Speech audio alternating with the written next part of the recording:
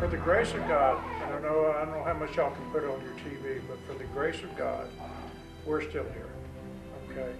Because the front of the building, if you look at it, is basically been virtually collapsed.